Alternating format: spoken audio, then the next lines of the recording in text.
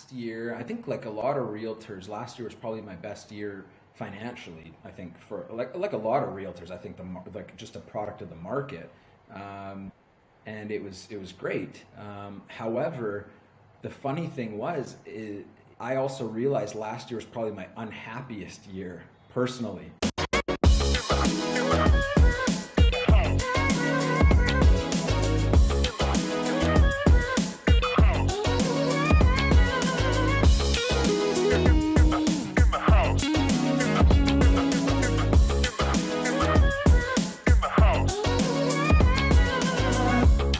Hi, everyone. Welcome back to In the House podcast. I'm Tony Singh. And I'm Jenny Woon. And we have a very special guest here today, our good friend Ben DeVideo, the face of real estate.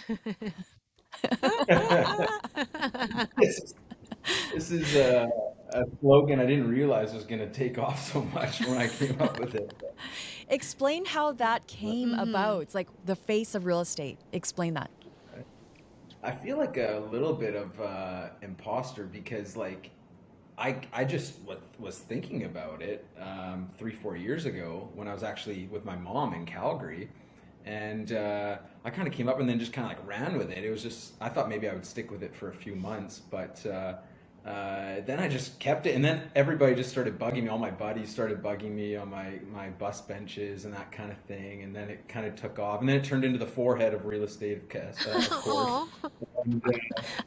And, so I like poking fun at myself, so that's okay. But I felt like an imposter because I was Googling around like a year ago, and there's a guy in the States whose last name is something something LaFace, and he's using that in the US too. And I thought he deserves it way more than me. His last name literally has face in it.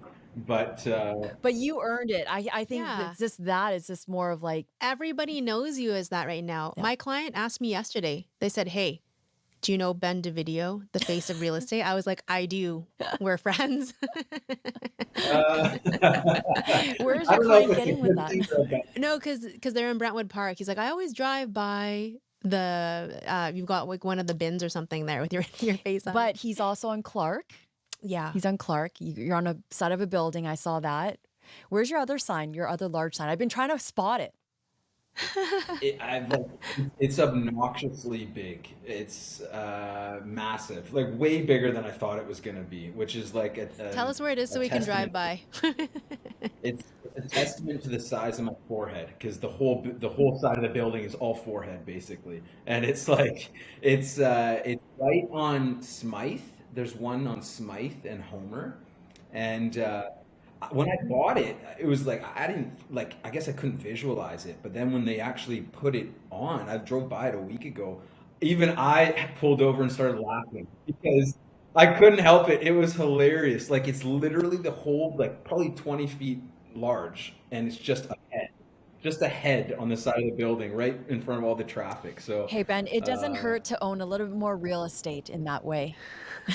yes, exactly. That's what I figure. So it's So we know how the slogan came about, but why don't you share with our listeners that don't know you a little bit about your background and history and why you got into real estate? yeah. Well, it's I was always involved in sales. I grew up in Calgary. Well, I was born in Vancouver. I grew up in Calgary with my mom, and I wanted to be a firefighter, but found out I wasn't tall enough or anything like that. So that wasn't going to happen. So I needed a backup plan. I needed a backup plan quickly. So my dad was always in real estate here, and I grew up with my mom in Calgary though, so I kind of thought, well, I had a little bit of sales background. I started at Yellow Pages in Calgary. I was like 19 years old, 18 years old, and knocking on doors in the snow, that kind of thing. And then Oh, it that's what was she did like, I did too. that too. yeah, yeah, yeah. Actually, my first job, I should say, it wasn't. I didn't get hired at Yellow Pages till I had a little bit of sales experience. And my first ever job, right out of high school, I went on Craigslist, and I knew like post secondary at the time wasn't really for me at that time, anyways. So I got hired by, you probably know, like one of these pyramid companies, and it actually was Yeah, in Calgary, it was a company kind of similar to BC Hydro, but it's called Direct Energy, and it was knocking on doors residentially, selling energy contracts, so you can lock in your rate with for electricity for the whole year, right? So I had no idea what the job was. I took it, and then I showed up my first day with like a cheap suit on, trying to be professional, that kind of thing. And they started driving me out into the middle of nowhere, out in Alberta somewhere. And I was like, what are these guys doing? Like, and then all of a sudden we jumped out of the car, and there was 2 feet of snow, and the guys started knocking on doors, and I was like starting to pick. Okay, I think this is the job. I think we're knocking on doors trying to sell this thing, and so the first few weeks it was like terrible. It was like 11 a.m. to like 11 p.m. by the time you got back to the office and went home, and but you know what? It was so funny is like after 3, 4 weeks of doing it, I actually kind of got the hang of it, and I started making some sales. And it was, I think we got back then, it was $30 for every sale. So, so every time you got someone to lock in their electric rate, then you get $30. And sure enough, after like a month or 2 months, I was at the top of the company, and I started doing really well and leading in sales, and I just kind of got like the handle of it and how to talk to people on their doorstep. And the best part about it now looking back and is the sales experience that I got. I wasn't making a lot of money, but getting doors slammed in your face constantly out in the middle of nowhere in the cold was like the perfect primer to then go to Yellow Pages, which seemed easy after that, nobody slamming doors in your face, and then to eventually get into real estate in Vancouver. So, my biggest tip to any new realtor, giving away my whole theme of this. I thought we'd get to this in like minute 40, but it was like, I think the biggest piece of advice is go and get some sort of sales experience. It doesn't, don't even focus on the amount of money you're making. That's not the goal. The goal is to get the experience, right? You're a second generation, as you were mentioning, your dad's a realtor. You started in 2014. What's the one biggest thing you learned from him? Well, me and my dad have had a up and down relationship. So when I got into real estate, because I grew up with my mom in Calgary, and so when I came to Vancouver, you know, at 2014, I thought, okay, I'm going to give this real estate thing a go.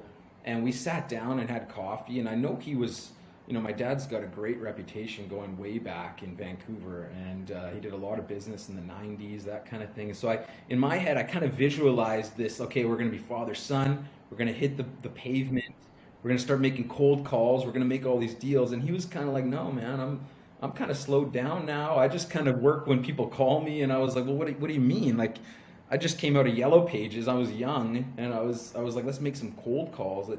And he wasn't really on that same level, and we actually never talked for the first 3, 4 years I was in the business. We didn't speak at all. We kind of just did our own things, and then I think I kind of earned his respect with the way that my career kind of took off eventually. And then now we're at a good place, and the best he's a great dad, he's a great parent, and the best thing that he offers me is the advice that he gives me just in general in life is great. So, and his strength is, Tony knows, his strength is his communication skills. He can he's the best salesman I've ever met. And I'm not just saying that because he's my dad. I wish I had his sales skills. He can sit down with any developer, any lead, and even when I still get the butterflies, he can just make them all his buddies so quickly. He's got this ability to just make people, and then all of a sudden it's like the deal's closed and we're out the door. And I have a funny story related to this. I have a funny story about this. So our dads were talking on the phone about a week and a half ago, because they used to sell real estate in at the same time, same areas. They were both high producers, top producers, and they were talking about us. So your dad, yeah, rightly so, very proud of you. But isn't that funny how it just comes full circle? yeah, it's hilarious. He's like, sometimes I think everything happens for a reason, so I'm glad that I did it on my own, and that kind of thing. But his greatest strengths are his communication. His weaknesses though are I'm a little bit more OCD, a little bit more structured, and he's kind of like fly by the seat of his pants. And so it's a good yin to the yang, I think, too. But I'm really grateful now that like we got this awesome relationship. We talk every day. We go for coffee. He gives me advice. Yeah, it's Mm. great. So So you mentioned you thought we'd be getting into this around minute 40. We have to back up for a yeah, minute because we did yeah. not ask you what we ask The everybody, icebreaker the question. icebreaker question, which is what is your spirit animal? Oh, geez. Spirit animal. I gotta think of like an animal with short legs and big arms or something like that. By the way, for while you're Maybe like thinking about this, you've competed in physique competition. So although you make fun of yourself, Hmm. so far in the first like, I don't know, 10 minutes and 9 minutes of you've made fun of yourself, you're very, very disciplined. Your OCD has gotten you to a lot of places and a lot of awards. So anyways, let's go back to your spirit animal. Just wanted to mention that. I know why you're mentioning that. you know what? I would say like my spirit animal is probably like a pug, Aw, like those are short. so cute. Yeah. Yeah, yeah. Tiny little guy, but just adorable. And you adding Jules, your little princess, into all the videos, that Yeah. for sure brings up the number of engagements on the post. Yeah, I hope so.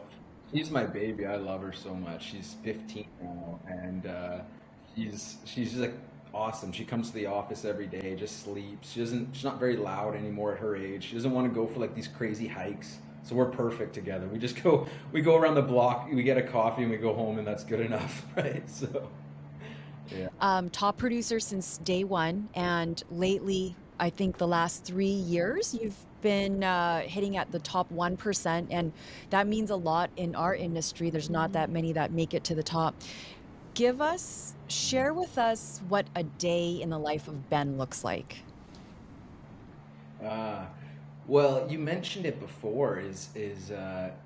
You know, honestly, like it's a personal thing, right? I never really told a lot of people about. Like my mom knows because she raised me in Calgary, but and my sisters and my brother knows. But like you mentioned it, like I've suffered from OCD since I was a really young age, um, and like I turn everything into a bit of a joke because like now in my adult years I've been able to like kind of like a Marvel movie. I've been able to like harness this superpower and turn it into to use for good because when I was young, I was honestly like I was probably one of the guys you'd see on like Maury Povich or Dr. Phil. Like I had to like I'd turn the light switch 3 times before I go to bed. I'd lock the door 3 times before like it was really like took a lot of life.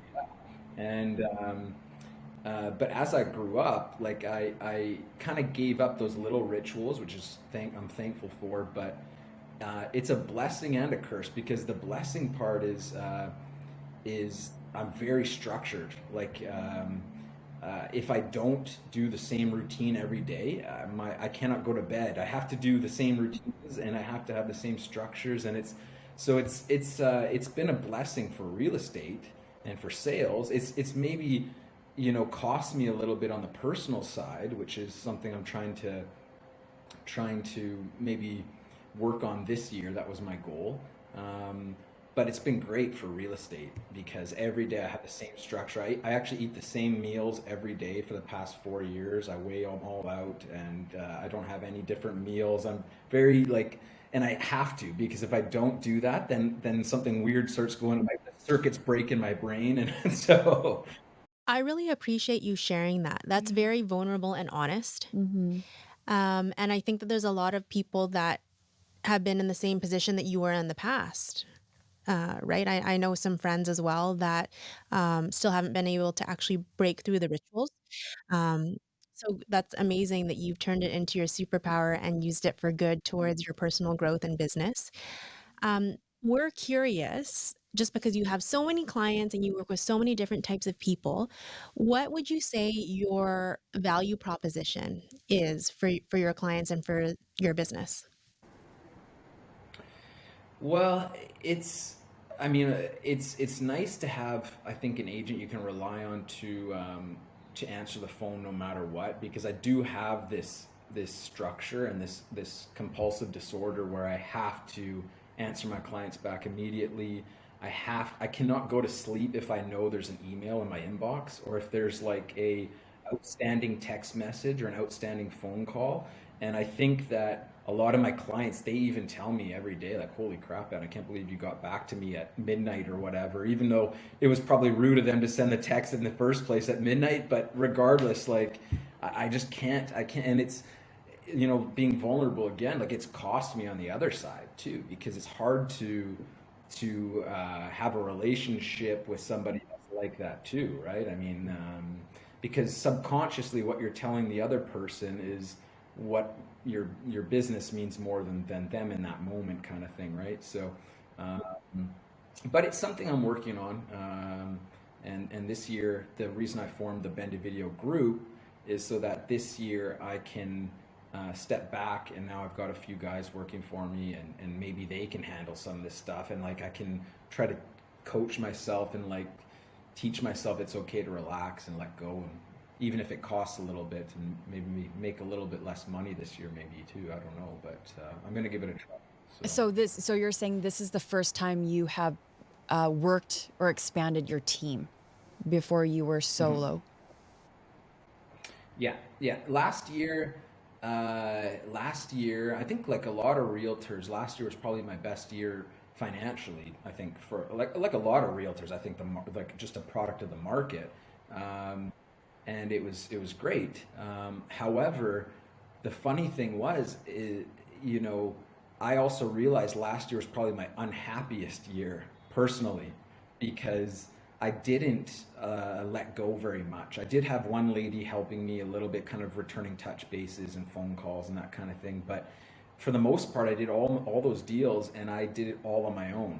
All the showings, all the answering the questions there, and I just found myself being very unhappy. Like, all the money in the world doesn't matter. I was just very irritable, and even buddies of mine were like, "Man, you like you're very short on the phone," and like they would bring these things up with me, and it was just because I was so stretched, so thin, right? So I mean, this year I said to myself and my therapist, and we talked about it, and we said like, hire some people, take a step back, maybe even at the cost economically or financially, and see if you can grow your personal life, not just your business, right? And maybe you'll be more happy. And so far, I have been. Hmm. So. Hmm. So share with us a little bit about how your team looks now after you formed the Mhm. Benda Video group. How many team members? What are their roles?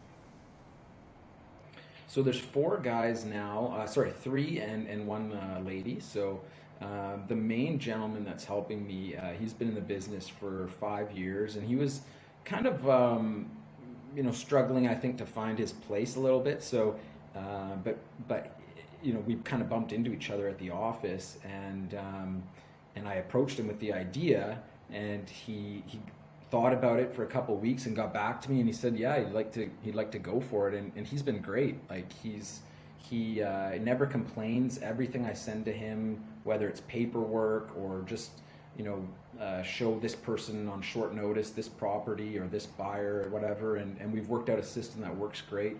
The other gentleman's a newer agent too, and I'm just more so working with him on leads that I get, that I'll just allocate to him. Um, and then there's my dad as well. He likes to call himself part of the group, but he's more of just like he's more of just like the figurehead, I think, and he likes to sit in on the meetings and make jokes and drink coffee and tell us stories, which is valuable.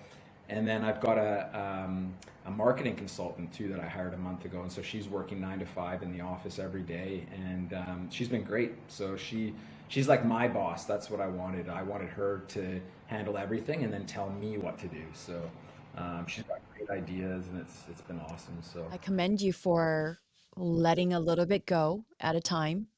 Do you have a coach at the same time, or you're just working, it's kind of going with the flow of what you've learned from other role models in your business? Yeah. I don't have a coach right now.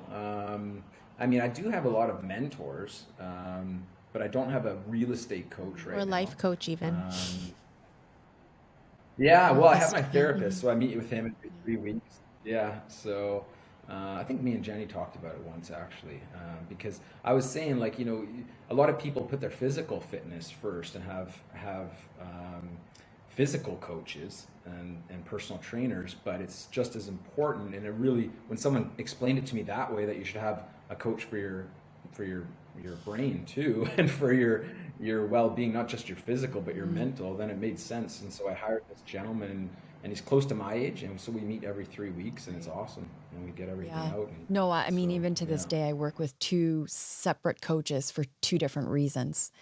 And guaranteed, I know you said you're not sure if you're going to lose some money, but guaranteed the way, if you structured it right and the right splits, you'll be making more money actually, and you'll Mhm. be much happier.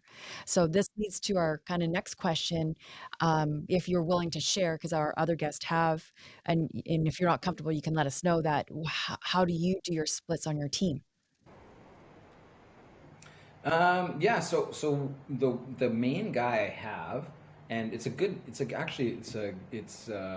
conversation to have, because I wasn't sure what other agents were doing, but I kind of thought to myself, what would I want if I was in Mhm. his shoes? And so what I've done with him is he like the main. So I've got two guys I'm just sending leads to. So that's just 100% commission. There's no base salary there. So if they close the deals, then they'll give me back 50%. And I try to make them good leads. Like again, my OCD takes over, and I usually end up phoning these leads when they come in or when I get these referrals, and I actually make sure they're somewhat warm, and then I'll send it to these gentlemen that are new agents. So that's how they work. But then with Goran, who's more of like my personal assistant and kind of lead of the sales team, he's working on 10% of everything I make. So he gets 10% on everything because he's involved in everything. Every deal I do now, he's involved in some way, whether it's paperwork, showings, that kind of thing. So at the end of the year, it'll work out to be a pretty good base salary for him, and then he can also still do his own deals on the side. I don't stop him from doing that. And any extra leads I get, I give them to him as well. And then it's the same thing, 50-50 on those. So, And do you take care of their yeah. marketing because now they're under your group or team? Okay. Yeah.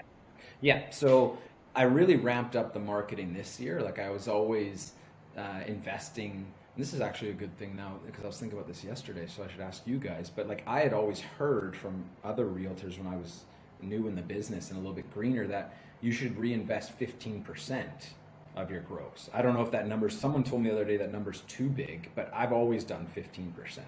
And this year, I've actually even raised it to 20% because I knew I was forming the Bend Video group, and I really wanted to make a wave in the market. So hence the buses and the billboards popping up lately and that kind of thing. And then all those leads, really, they're not coming to me; they're going to those guys. So I'm not dealing with those people. So and they don't have to spend any money; it all Mhm. comes from me.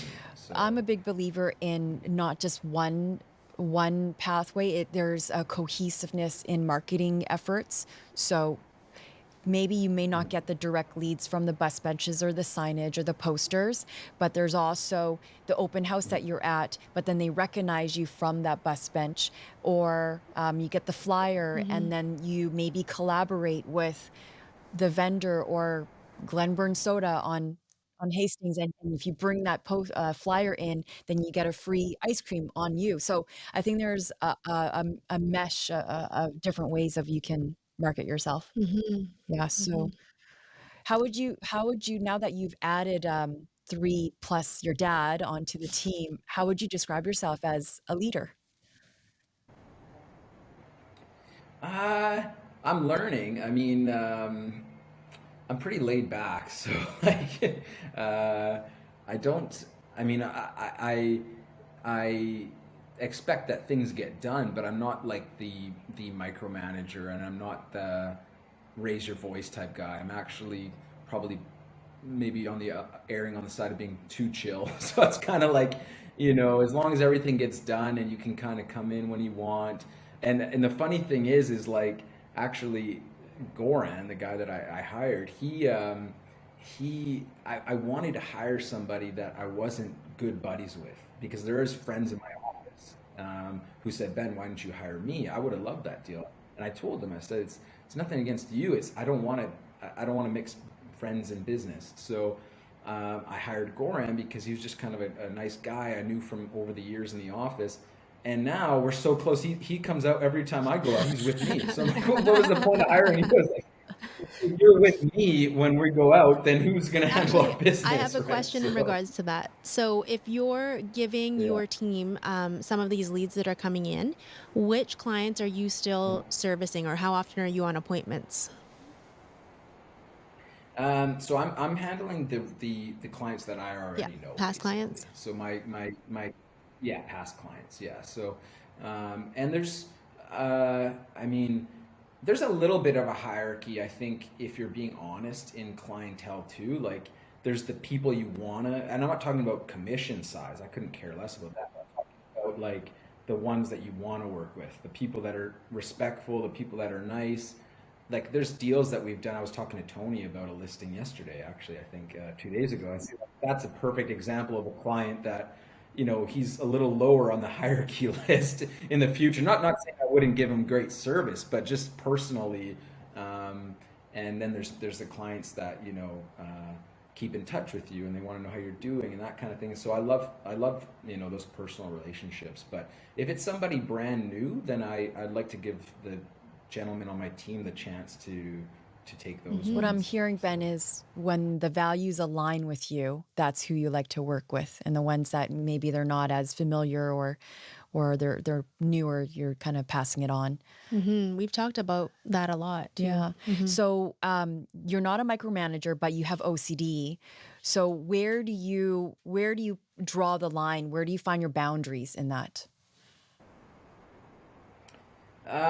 well, I find that I'm I'm I'm still doing too much, I think, because of my OCD. That like I have my daytimers full every day on what phone calls to make back, follow up calls, and instead of allowing these people to take that off my calendar, I'm still doing it. So um, I've got to kind of let myself let go a little bit, but I don't know. I mean, it's new to me too this year. I'm used to handling everything myself, so I don't know how much to let go. Should you only be working 2 hours a day? Should you still be working 14 hours a day? Should you, like, but for myself, I'm having a hard time still really allowing them to do everything. And Normal they've part even of told me. becoming a leader, right? The leader that you're meant to be. Mm-hmm.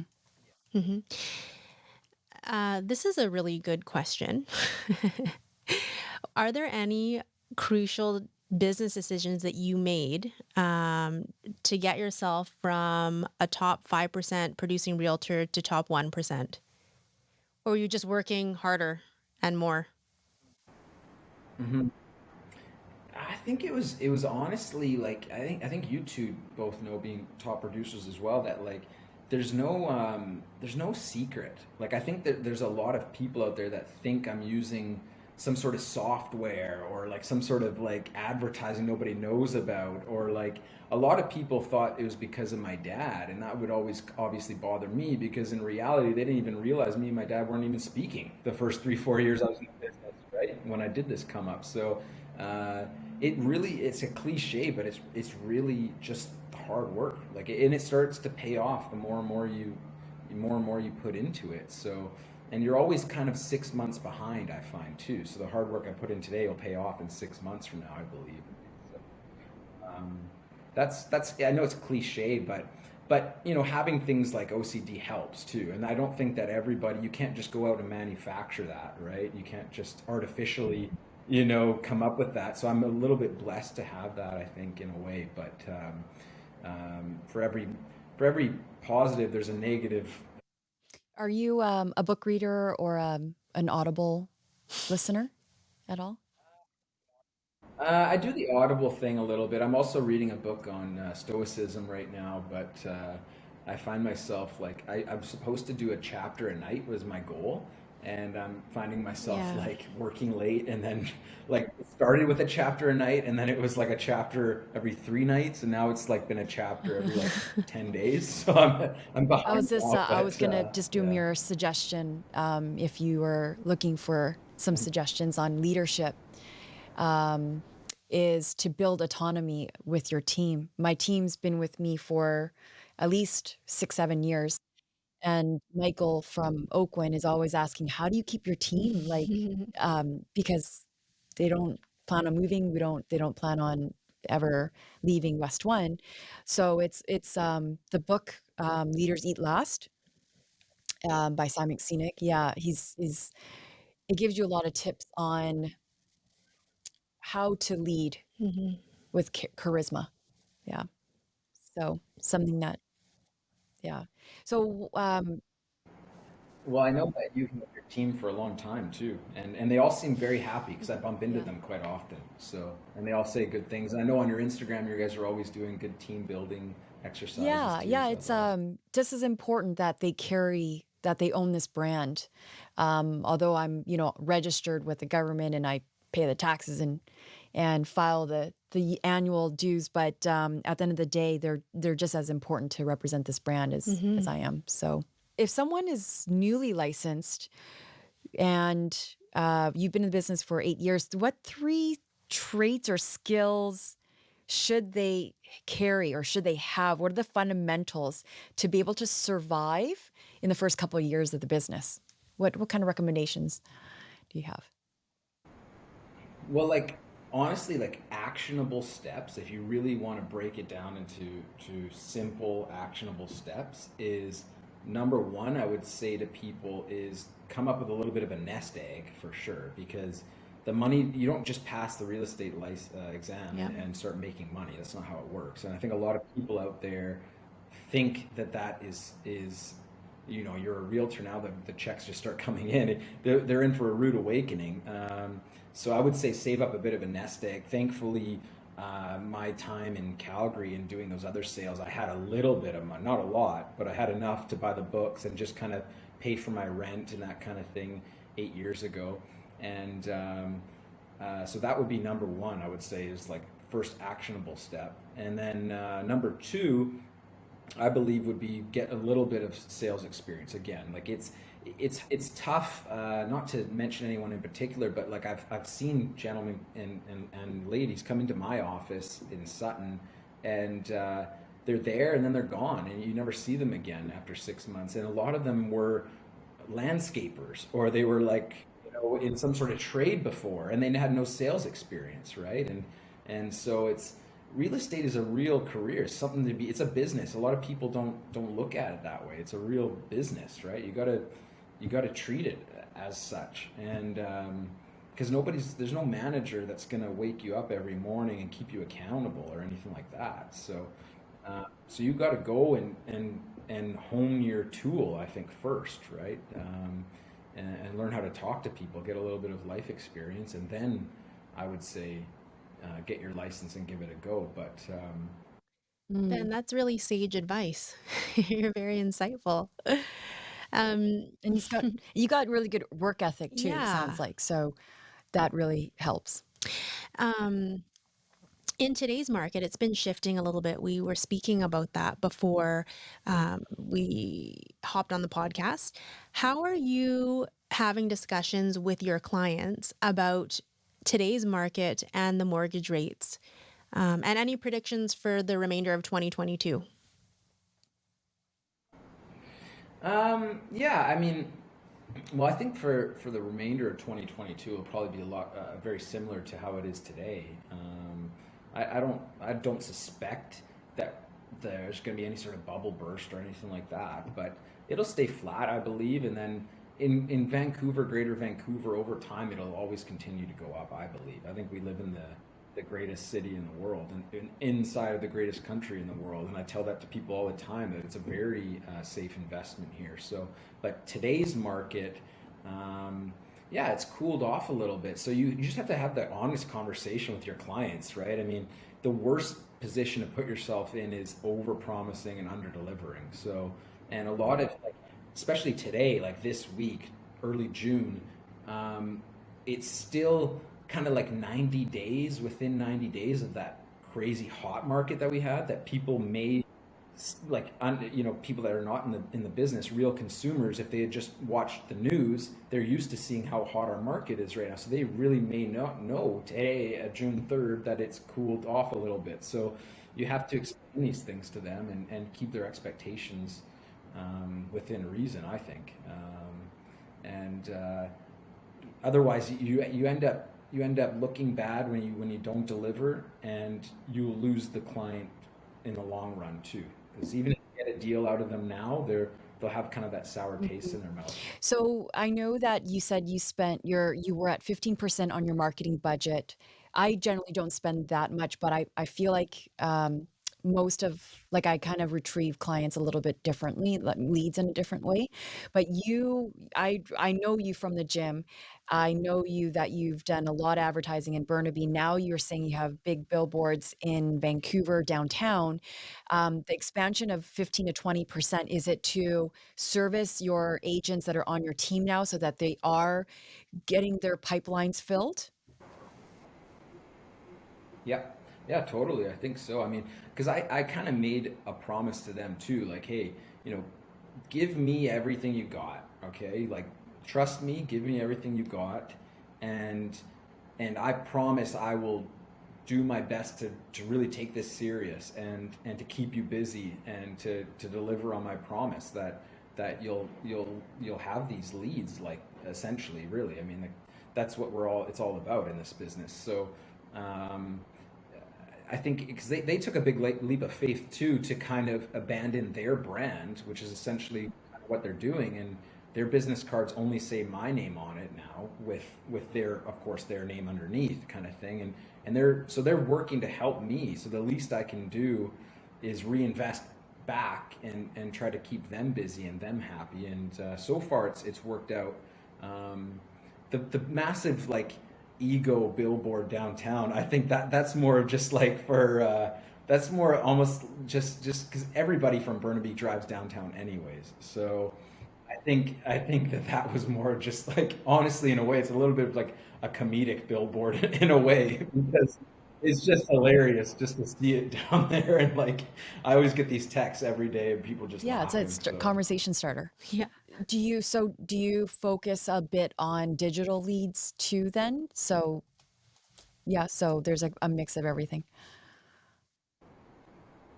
yeah, yeah, there's a pretty good mix. You're right though, like, too, the I'd say that creative advertising, which is the billboards, the bus benches, you won't really. I don't think I've ever really necessarily got a deal where someone said they saw my name driving on that billboard, and they wrote my number down and called me. I don't think I've ever had that, but it has come up a lot as a conversation starter. But yeah, like the digital marketing, that sort of thing, those produce a lot of cold leads that you can, if you're good enough, you can maybe turn those, or turn those into real clients and real commissions. But and when I say good enough, like, I don't want to come across as like arrogant or anything like that, because I don't believe necessarily um, that's what makes a top producer. I think that we're all capable of being good salespeople, or even if you take the not the top 10%, the top 30%, everybody in there is capable of sales, talking. It's really a work ethic thing, and a structure and a discipline thing. So As we are almost mid year in 2022, and you've got a lot of awesome new things going, your team working on leadership, trying to maybe put more emphasis on life goals as well. What's your overall goal for the year? my overall goals this year was just to create more. Maybe, like, I think the best way of boiling it down is learning to love yourself more, really. And it's, again, another cliche, but when you're working nonstop and you have this, like, drive, like, growing up, we didn't have a lot of money in Calgary, and so, like, I've kind of had this programmed into my brain, this scarcity, and um, I think that it's pulled me a little bit away from my personal growth too, because I've just always been so focused on money and making sure I'm okay and that my mom's okay and that you know, the business is good. And so this year, my goals were to just be a little bit happier with myself, and it's okay to take a weekend off and relax and do what I want, whether it's sitting on the couch or working out or just hanging out with Jules or whatever, or traveling. So that's really what my goals were this year, is just to kind of learn to chill more and learn to be okay sitting with myself. That takes a lot of work, stillness and silence, and putting away your phone. I know it's really hard. It's unsustainable. Unsustainable. Yes. Yeah. It's tough, right? I mean, especially nowadays, like your phone's always going off, right? And so it is hard, I find, to like even when I have gone on vacation, I found Mm-hmm. myself I get upset at myself because I keep picking it up to Mm-hmm. phone people back and that kind of thing, right? So I've got to hopefully learn Yeah, to it's let go a definitely little hard bit. So with relationships yeah. if you are dating someone or you're with a partner who's not in the business and they don't understand Mm-hmm. the demand it takes Yeah. on your phone. Yeah. Oh, definitely. I've definitely can give you lots of testimonials there. So, other than your counselor, or sorry, what's the name? Not counselor, Life coach, therapist. therapist, Mm-hmm. therapist. Who else is keeping you accountable to make sure you're staying on track of your goals? Well, I've got a lot of good friends in the business.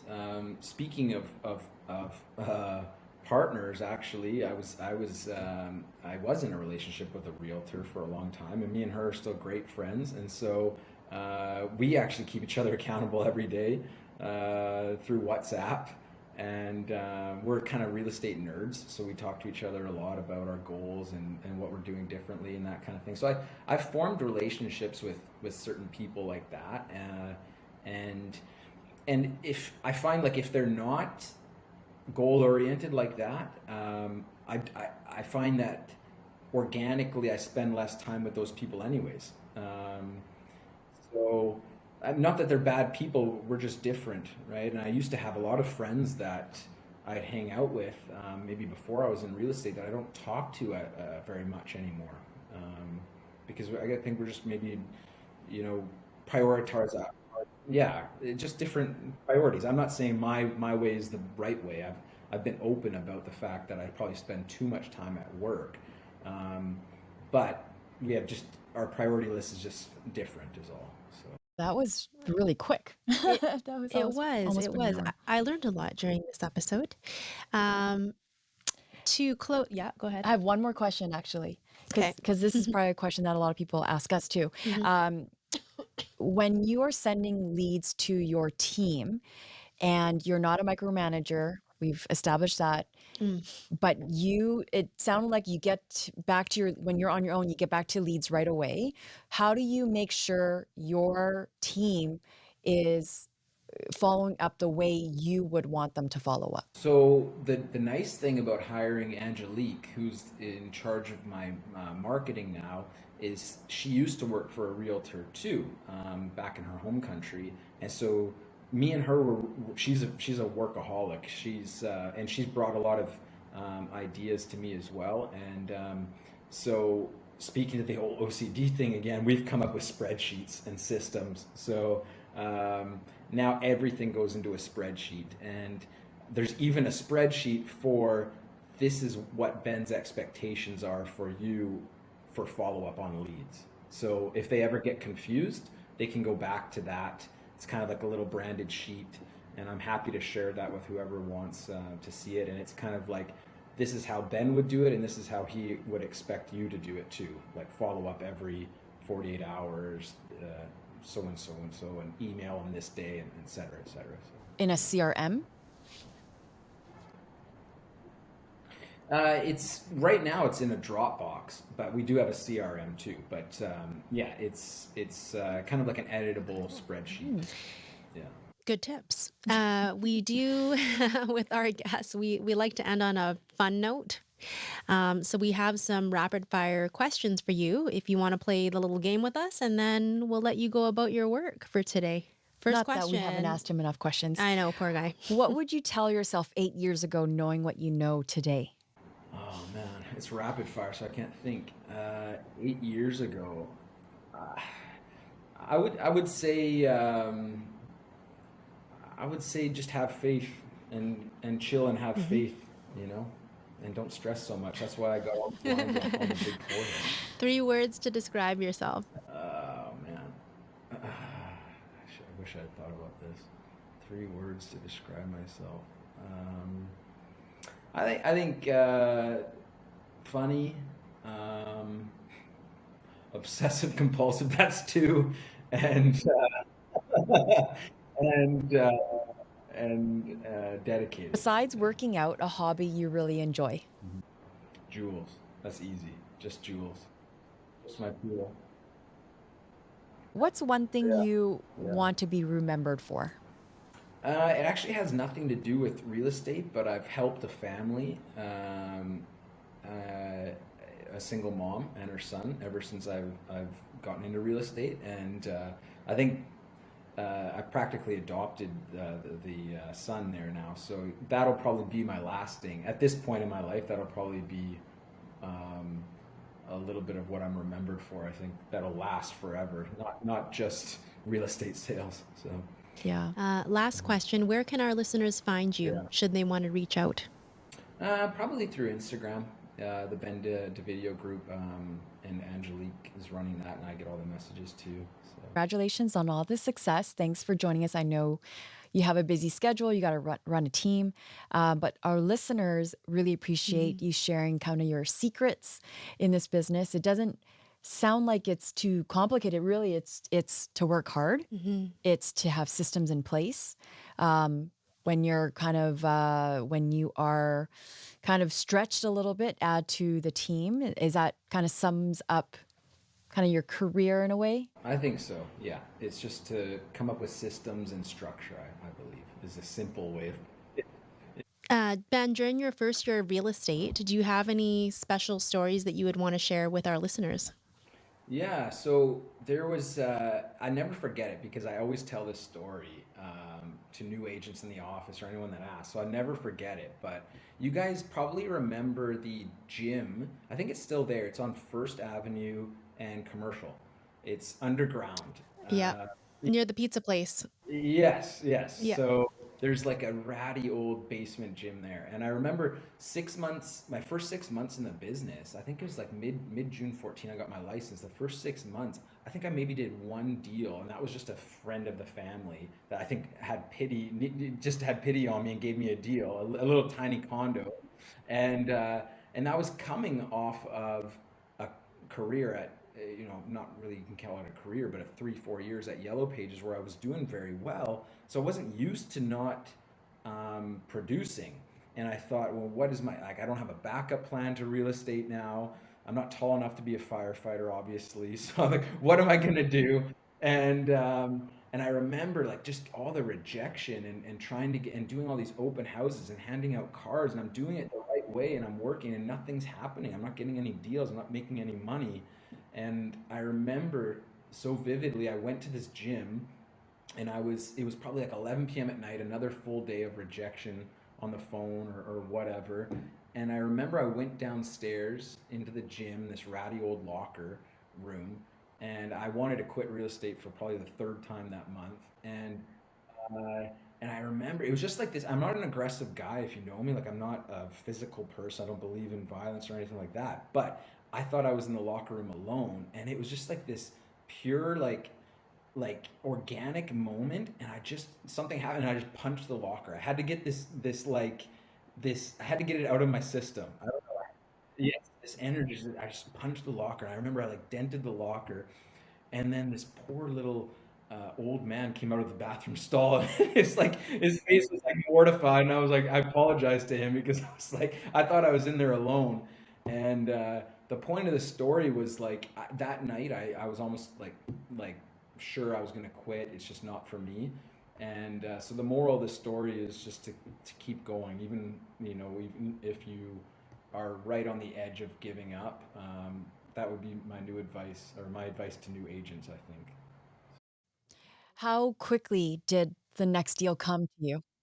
Well, so that's funny actually. So that was in December, the Mhm. punch in the locker incident, uh, and in January, like crazy enough, the first week of January, I got a deal from an open house, doing other agents' opens, like I was doing every weekend, and then 2 weeks later, I got another deal, and then another one, and then all of a sudden, I finished my first full year, I think, with 35 deals, and I won Rookie of the Year. So I could like, and I was this close to quitting completely. So. And go back to the Awesome. $30 commission job at Yeah. Yeah, exactly. Direct Back Energy? back to Alberta. Yeah. Thanks for That's sharing a that great story. story. Yeah. That's yeah, very motivating. Thank you. Well, All thank right. you so much for coming on today, Ben. Nice to see you. Thanks, Ben.